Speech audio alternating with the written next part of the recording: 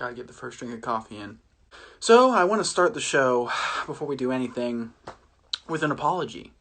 I made a gross false claim. I want to address it on this show, if we can get serious here for a second. If we refer back to the very first episode, I said that I don't think I ever got a trophy. That is false. As of recent, I have dug one up. It is right here. It's not in that great of shape because Millie absolutely kind of destroyed it, but it is a basketball trophy for a junior basketball league, second place. So I don't know where I'm going to put this. I want it to be on screen, but I don't know really where to put it. I guess I could put it back here for like motivation to kind of look at to remind myself of who I am. But yeah, I got a trophy. So what? Tonight we have Kyle Bastin. I've known Kyle for quite some time. He's a great guy. Very passionate about film like I am, and he's a filmmaker himself. I'm really happy to have him on, and let's get him on here. So, For sure. How you been holding up? How you doing? Dude, I'm doing good, trying to watch movies, trying to work on some, but that's challenging at these times. Can't really shoot any right now, of course. Yeah. But, just a little bit ago I was trying to work on one of the feature scripts I've been working on, but yeah, just either doing that or staying up until like 6 in the morning watching random YouTube videos. But I feel like that's everybody. Like I feel like I eat my first meal at like 4 p.m. and then, lunch around midnight kind of thing. And like, it's just, I think that's just about everybody though. I've been doing pretty good. I miss the movie theater a lot. That was literally my next question. Dude. You miss the movie theaters? Oh, dude. The last movie I saw in theaters was Portrait of a Lady on Fire, which was a great way to go out. A great way. Oh, yeah. Yeah, I miss the movie theater, and I miss making movies, just, everything with that. Yep. Well, I mean, that's like a huge portion of your life that you can't That's really... like all my life. It's kind of ridiculous, honestly. Yeah. Well, we want to see these movies, but we don't know if we're even going to be able to see these movies at AMC because they possibly might be filing for bankruptcy. And I've just gotten on the AMC hype train, finally. Like, I always would go to Regal because I worked there. Regal, yep. And I would always, fight you about Regal versus AMC. But AMC is much better, by far. AMC, especially in indie versus the Regal and Greenwood, just shows so much more, like, indie films. Yeah, so definitely AMC. And now it's looking like it may not come back, which is just it's unbelievable. I mean, I hope that's not true, but I've seen, like, multiple articles about it. So we'll see how that goes. That's going to be depressing for sure. You are a filmmaker. You're a filmmaker now. I mean, you're one professionally, for the future, but you are now. That's the awesome thing. Yeah, like my income is from filmmaking now, which is crazy. Yeah, it's awesome. But so I've done some like freelance work, but most recently I actually worked on my first feature film. Just as a production assistant. It's a movie called So Cold the River. We shot in French Lick, Indiana. Cool. It's this huge like hotel called the West Bend Hotel, and it's supposedly haunted because it's been there like 100 years, and it's kind of Shining-esque, but it's pretty cool. But there's a company in Indiana called Pegasus Pictures, and they're basically like the film company when it comes to film in Indiana. And that was the first time I've been able to work with them, and everyone there was just fantastic. I loved all of them, and I was actually supposed to come back for the reshoots and then work on another short that they were going to do, but that all got canceled, of course. But working on a feature was amazing because it was pretty well funded, and there was some cool like actors in it that they mainly have done TV stuff. Bethany Joy Lenz, she was on One Tree Hill, which I haven't seen, but she's the main character in it. And then Andy J. West, he's in The Walking Dead. He was in it. And then my favorite like little filmography thing was in the Visit. You remember that movie? M. Night Shyamalan's? Yeah. The like old like grandma in The Visit was in that movie. Really? But it was a blast, and I'm excited for when it comes out. Hopefully, it gets a theater release. There's no confirmation on what the distribution deal is on it, but I hope so, and I hope AMC is there so I can go watch it there. And knowing you, I'm sure just the part of being there is all exciting. Just being there, no matter what the role is. Yeah. No, for sure. And I learned so much and realized that even working on smaller stuff like what we've done, kind of gives you this knowledge that you can go on to bigger sets and at least understand the process of what's going on. It's on a much bigger scale, Yeah. but you at least know like a shooting schedule and how long it takes in between shots and Hmm. setting up all these lights and how long that takes and all that kind of stuff. You understand the process, and then that way you can actually anticipate people's needs as a production assistant. And of course, like every day is different. Like we had some insane shoots on that. Like we did a lot with a moving train, which was um, scary, but the first AD was excellent. Like he did a really good job at just keeping everyone safe because that's a huge thing in the film industry. And then just shooting at that hotel was awesome because it's a 5-star hotel, and the producers like paid for the whole crew to stay there for the amount of the shoot. So Really? I was living in that hotel for almost 2 months. We joke about it because we said that like we were quarantining before it was cool because we literally were just in the hotel the whole time, especially Yeah. for the few weeks that we were With each other. filming in the hotel. Hmm. Because we just like I was on the 6th floor and I would go down for breakfast and then we'd shoot and then I'd go back upstairs and sleep and then just repeat. And I was in the hotel for like a week straight before we went on to other location shoots. Um, Yeah. but it was a crazy time, man. You've directed Yeah. shorts, and they've done their festival runs. I know One Last Time did, which is a Hmm. Western. Recently, Yes. Ivory was accepted into Oh, the thanks. Direct Monthly Online Film Festival. It sure What was. what is that process like for it to get accepted, submitting it? What can you just tell us what it's like for you? Yeah, for sure. Honestly, it's one of my favorite parts of the filmmaking process because when I first start thinking about what I want a movie to be, I'm thinking about the themes and what message I want to get across. And this is finally the time that I get to talk about that, like with the Hmm. Q&As at festivals and all this stuff. And basically how you get into the festivals is there's a website called Film Freeway, and it lists pretty much every festival that is worth anything.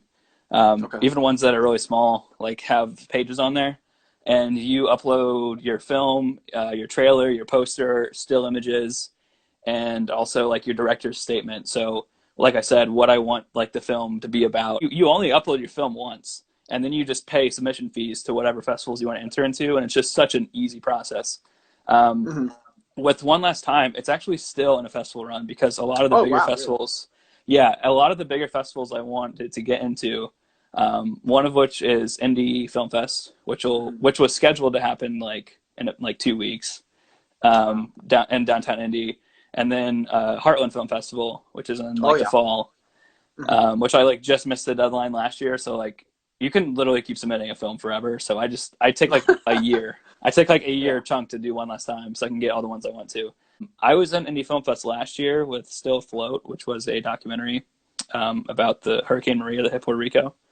Hmm. So hopefully I can get back in with One Last Time because I love One Last Time.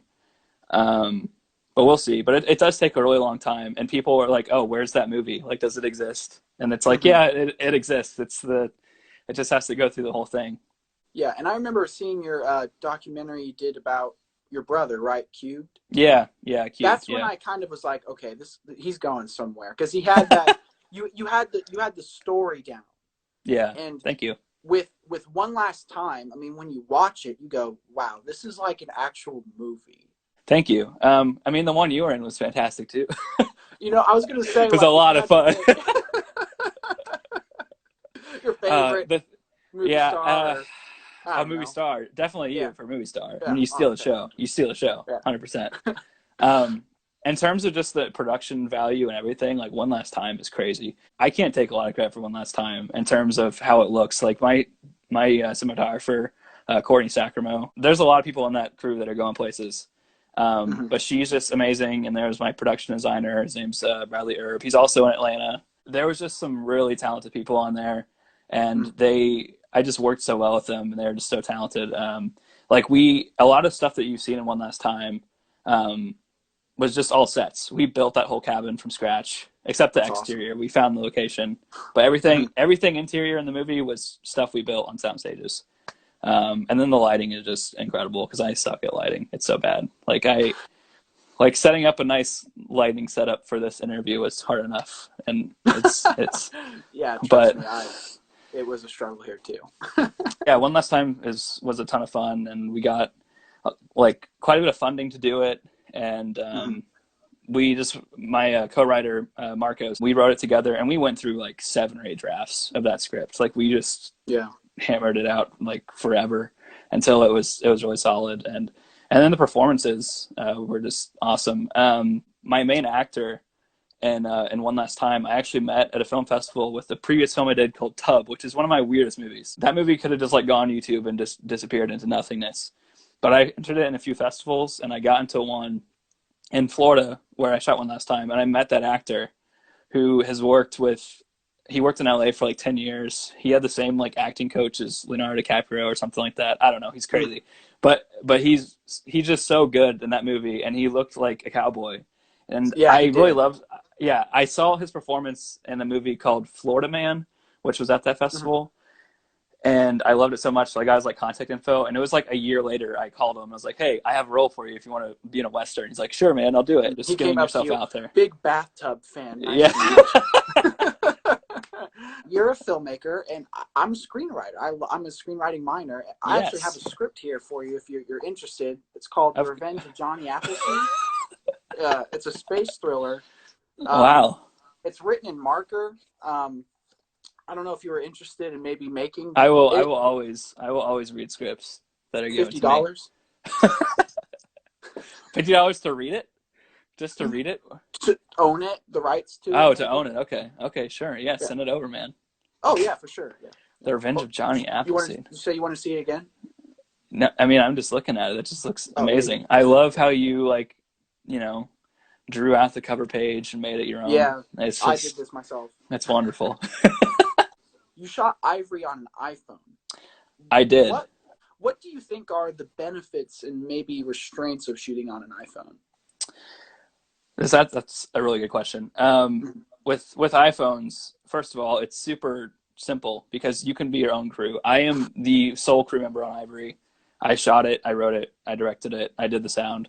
Um, so it just makes it super easy and accessible to tell your story, and it's just proof that the writing is the most important part of any film Mhm. and performance. And like if you have a good script and you have a good performance, you can tell any story you want, regardless of like camera quality. Yeah. But one trick I did to make Ivory look better was I shot it in black and white, and it's because Mhm. first of all I liked how it worked with the themes of the story, um, Oh yeah.